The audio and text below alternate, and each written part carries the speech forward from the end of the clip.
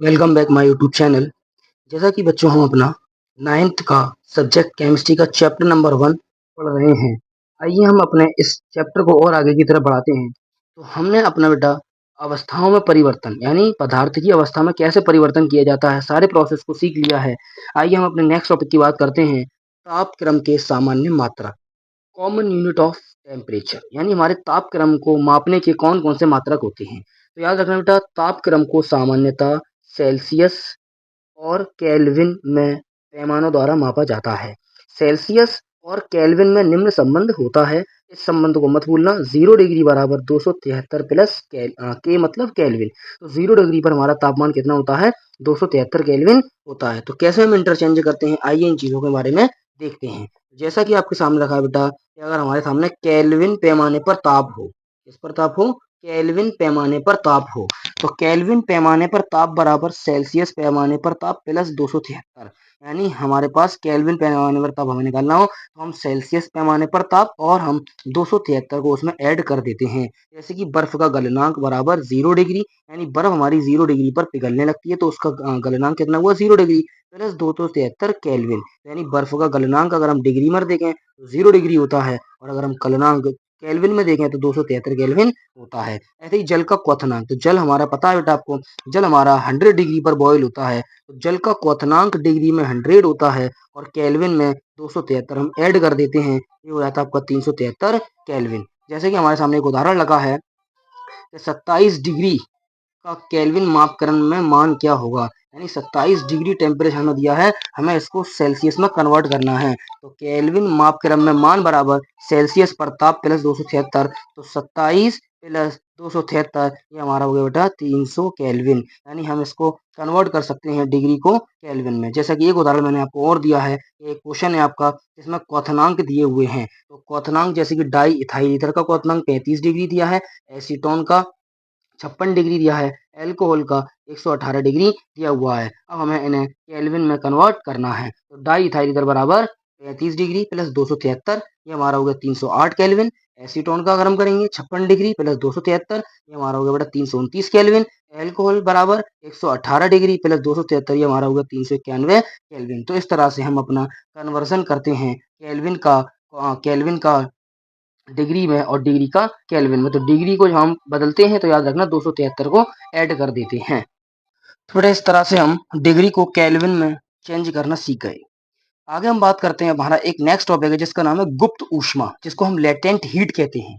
तो गुप्त ऊष्मा यानी लेटेंट हीट क्या होती है, आइए जानते हैं। स्थिर ताप पर किसी पदार्थ के एकांक द्रव्यमान की अवस्था परिवर्तन के लिए आवश्यक ऊष्मा की मात्रा को गुप्त ऊष्मा कहते हैं। यानी हमें अगर किसी पदार्थ का एकांक द्रव्यमान की अवस्था परिवर्तित करना है तो उसके लिए हमें कितनी ऊष्मा देनी पड़ेगी, उसी को हम गुप्त ऊष्मा कहते हैं, जिसका मात्रक जूल प्रति किलोग्राम होता है। और गुप्त ऊष्मा के प्रकार, यानी गुप्त ऊष्मा हमारी दो प्रकार की होती है। याद रखना, गुप्त ऊष्मा हमारी दो प्रकार की होती है। पहला आता है गलन की गुप्त ऊष्मा और एक हमारा आता है वाष्पन की गुप्त ऊष्मा। तो पहले पढ़ते हैं हम लोग गलन की गुप्त ऊष्मा, लेटेंट हीट ऑफ मेल्टिंग। किसी पदार्थ के एकांक द्रव्यमान को बिना ताप बदले ठोस अवस्था से द्रव अवस्था में बदलने के लिए आवश्यक ऊष्मा की मात्रा को उस पदार्थ की गलन की गुप्त ऊष्मा कहते हैं। यानी हमारे पास कोई पदार्थ है, उसका एकांक द्रव्यमान है और हम उसका बिना ताप बदले कोई टेम्परेचर में परिवर्तन ना करें और उस ठोस को हम द्रव अवस्था में परिवर्तित कर दें। तो उस ठोस को द्रव अवस्था में परिवर्तित करने के लिए जिस ऊष्मा की मात्रा की आवश्यकता पड़ती है उसी को हम पदार्थ की गलन की गुप्त ऊष्मा कहते हैं। जैसे कि उदाहरण आपके सामने लगा बेटा कि बर्फ की गुप्त ऊष्मा 80 कैलोरी ग्राम होती है। जैसा इसका अर्थ है कि 1 ग्राम बर्फ 0 डिग्री पर गलने के लिए 80 कैलोरी ऊष्मा लेती है। यानी ये होती है हमारी बेटा गलन की गुप्त ऊष्मा। आगे बात करते हैं, जैसे कि मैंने बताया, वाष्पन की गुप्त ऊष्मा। तो बात करते हैं वाष्पन। वाष्पन मतलब पदार्थ, यानी कोई हमारे पास पदार्थ है जो हमारे लिक्विड स्टेट में है, वाष्प बनता है, तो उस वाष्प को बनने के लिए कितनी ऊष्मा की आवश्यकता पड़ती है। तो किसी पदार्थ के एकांक द्रव्यमान को बिना ताप बदले द्रव अवस्था से वाष्प अवस्था में बदलने की लिए आवश्यक ऊष्मा की मात्रा को वाष्पन की गुप्त ऊष्मा कहते हैं। यानी हमारे पास कोई पदार्थ है, उसका एकांक द्रव्यमान है और हम बिना ताप बदले उस पदार्थ को द्रव अवस्था से वाष्प में परिवर्तन कर दें और जिस ऊष्मा पर ये परिवर्तन होगा उसी को हम कहते हैं वाष्पन की गुप्त ऊष्मा। आगे हम बात करते हैं बेटा अपने नेक्स्ट टॉपिक के बारे में। हम पहले आपको इसका एक उदाहरण बता दें। इसका क्या उदाहरण है वाष्पन की गुप्त ऊष्मा का, तो जल वाष्प की गुप्त ऊष्मा 540 कैलोरी ग्राम है। इसका अर्थ है कि 1 ग्राम जल 100 डिग्री ताप पर भाप में बदलने के लिए 540 कैलोरी ग्राम ऊष्मा लेता है। नेक्स्ट बेटा हम बात करते हैं अपने बहुत ही इंपॉर्टेंट प्रोसेस, बहुत ही एक मुख्य क्रिया जिसको हम कहते हैं ऊर्ध्वपातन। सब्लिमेशन क्या होता है? तो याद रखना बेटा, सब्लिमेशन एक ऐसी प्रक्रिया है जिसमें किसी भी सॉलिड पदार्थ को यानी ठोस पदार्थ को डायरेक्ट गैस में परिवर्तित कर दिया जाता है। आइए देखते हैं कैसे होता है ये काम।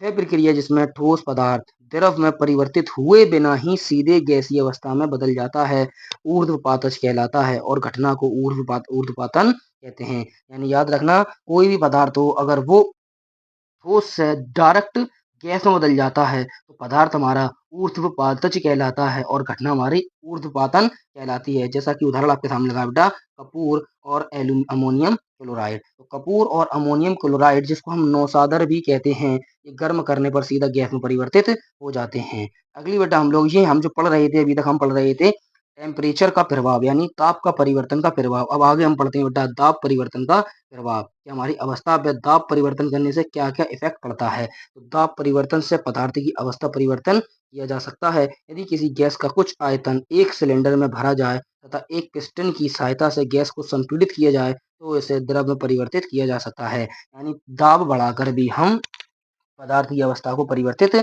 कर सकते हैं, यानी दाब परिवर्तन करके हम परिवर्तन कर सकते हैं पदार्थ की अवस्था में। जैसे कि इन्होंने एक उदाहरण दे दिया है कि हमारे पास कोई गैस सिलेंडर है, अगर हम उस गैस सिलेंडर पिस्टन की सहायता से गैस को संपीड़ित करते हैं यानी गैस को दबाते हैं तो वो गैस हमारी द्रव में परिवर्तित हो जाती है। आइए हम इसी चीज को सीखते हैं कि कैसे ये काम हमारा होता है। तो बेटा मैंने आपको इसको उदाहरण के साथ दिखाया है, जैसे कि मैंने आपके सामने उदाहरण दिया है, एक स्ट्रक्चर बनाया है और इस स्ट्रक्चर में मैंने आपको एक गैस सिलेंडर है हमारे पास और ये ऊपर से मैंने पिस्टन लगाया है और ये गैस भरी है मेरी। अगर मैंने इस पिस्टन को ऊपर से दबाया तो ये पिस्टन मेरी गैस को नीचे की तरफ ढकेलती है, जिससे ये गैस मेरी लास्ट में द्रव में परिवर्तित हो जाती है। यानी आपने अगर यहाँ पर पिस्टन पर प्रेशर लगाया, दाब लगाया तो ये गैस हमारी द्रव में परिवर्तित हो जाती है। आगे बेटा हम सीखते हैं, जितना अभी हमने इस चैप्टर का सीखा है, कितना परिवर्तन सीखा है, आइए हम उस परिवर्तन को सिर्फ एक डायग्राम के थ्रू सबको आसान बनाते हैं। जैसे कि हमारे पास कोई द्रव है बेटा, अगर हम द्रव का क्वथन करते हैं तो वो गैस में परिवर्तित हो जाती है और गैस का संघनन करते हैं तो वो द्रव में परिवर्तित हो जाता है।